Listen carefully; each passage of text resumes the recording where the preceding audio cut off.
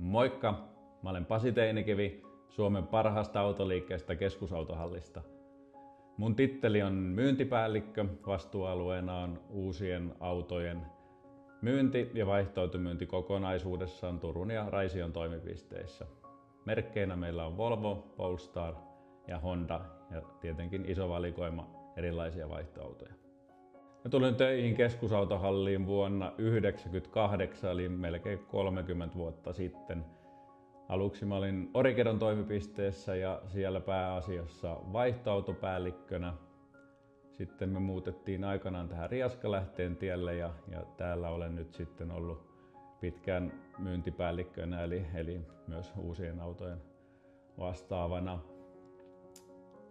30 vuotta tosiaan tulee pian täyteen ja joka ikinen aamu on ollut kiva tulla töihin, niin ei ole koskaan kyllä käynyt edes mielessä, että olisin vaihtanut työpaikkaa, vaikka moni sanoo, että pitäisi vaihtaa vähän useammin, mutta mä en sitä halua tehdä.